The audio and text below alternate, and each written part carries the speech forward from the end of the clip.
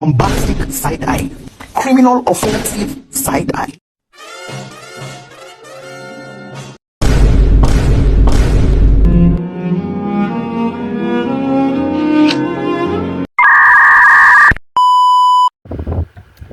Assalamualaikum warahmatullahi wabarakatuh. Perkenalkan, saya Dianita Utari dengan NIM 221080-214. Di sini akan menjelaskan sedikit tentang persepsi dan pengambilan keputusan. Simak ya videonya. Selanjutnya, saya akan menjelaskan tentang persepsi. Persepsi adalah sebuah proses individu mengorganisasikan dan menginterpretasikan kesan sensoris untuk memberikan pengertian pada lingkungannya. Persepsi ini penting bagi perilaku organisasi karena perilaku orang-orang didasarkan pada persepsi mereka tentang apa realita yang ada, bukti mengenai realita itu sendiri. Selanjutnya saya akan membahas tentang faktor-faktor apa saja yang mempengaruhi persepsi yang sudah diorganisasikan ke dalam 3 kategori utama yang membentuk cara individu memandang situasi atau orang. Berikut ini arti setiap kategori tersebut. Yang pertama adalah faktor-faktor pengamat. Ini adalah karakteristik dalam diri orang yang melakukan pengamatan. Contohnya meliputi sikap, motif, minat, pengalaman, dan harapan. Yang selanjutnya adalah faktor-faktor dalam situasi. Di dalam faktor-faktor situasi ini adalah sudah masuk aspek eksternal yang mempengaruhi persepsi berdasarkan konteks. Aspek-aspek tersebut meliputi waktu, lingkungan kerja, dan lingkungan sosial. Dan yang terakhir adalah faktor dalam target. Faktor dalam target ini adalah karakteristik objek atau orang yang diamati. Contohnya meliputi kebaruan, gerakan, suara, ukuran, latar belakang, kedekatan, dan kesamaan.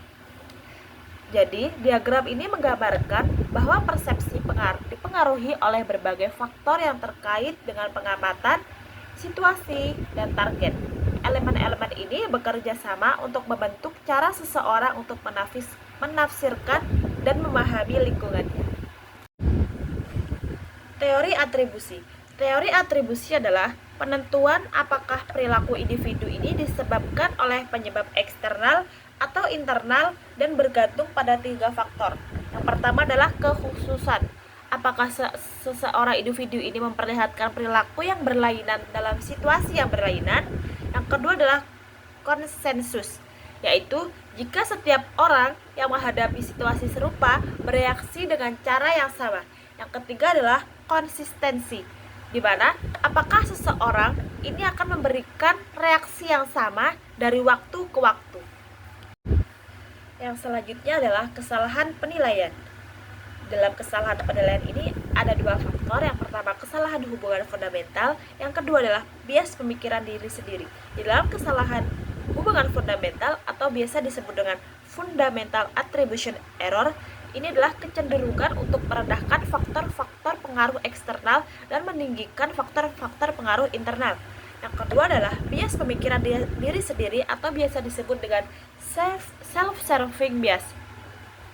Ini adalah kecenderungan bagi individu untuk menghubungkan keberhasilan mereka dengan faktor internal, sementara menyalahkan faktor eksternal jika terjadi kegagalan. Selanjutnya adalah jalan pintas dalam penilaian. Di dalam jalan pintas dalam penilaian ini ada 2 faktor. Yang pertama adalah umum, yang kedua adalah organisasi. Yang umum adalah persepsi selektif, efek halo, efek kontras, stereotip. Dan yang organisasi adalah wawancara, ekspektasi kinerja, dan evaluasi kinerja. Yang selanjutnya adalah persepsi dan pengambilan keputusan.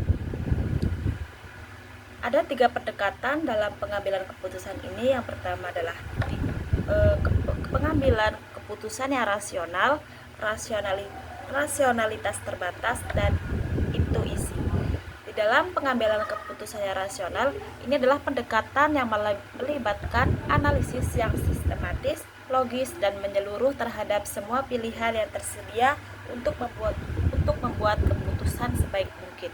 Tujuannya adalah untuk memaksimalkan hasil dengan menggunakan proses yang terstruktur. Yang kedua adalah rasionalitas terbatas.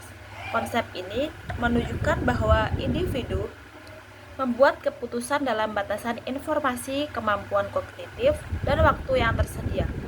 Daripada mencari solusi yang optimal, orang akan memilih opsi yang cukup baik yang memenuhi kriteria mereka. Yang selanjutnya adalah intuisi. Intuisi ini adalah merujuk pada pengambilan keputusan berdasarkan insting atau perasaan hati, tanpa analisis yang sistematis. Putusan intuisif ini seringkali diambil dari pengalaman masa lalu dan penilaian yang cepat. Yang selanjutnya saya akan menjelaskan tentang bias dan kesalahan pengambilan keputusan. Ini dibagi menjadi 7. Yang pertama adalah overconfidence bias atau terlalu pede. Yang kedua adalah answering bias, tertarik dengan informasi awal. Ketiga adalah confirmation bias, cenderung mencari informasi yang mendukung. Yang keempat adalah availability bias atau menilai berdasarkan informasi yang sudah ada saja. Yang kelima adalah escalation of commitment, ngotot benar walaupun buktinya salah. Yang keenam adalah randomness error atau tidak sengaja salah. Yang ketujuh adalah risk aversion, lebih suka hal yang pasti padahal belum tentu hal itu baik. Yang ke-8 adalah High-sec bias atau merasa sudah memprediksi hasil suatu peristiwa secara akurat. Yang selanjutnya adalah menghindari kesalahan.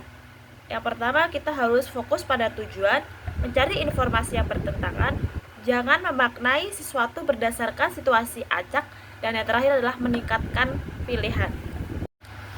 Pengaruh pada pengambilan keputusan.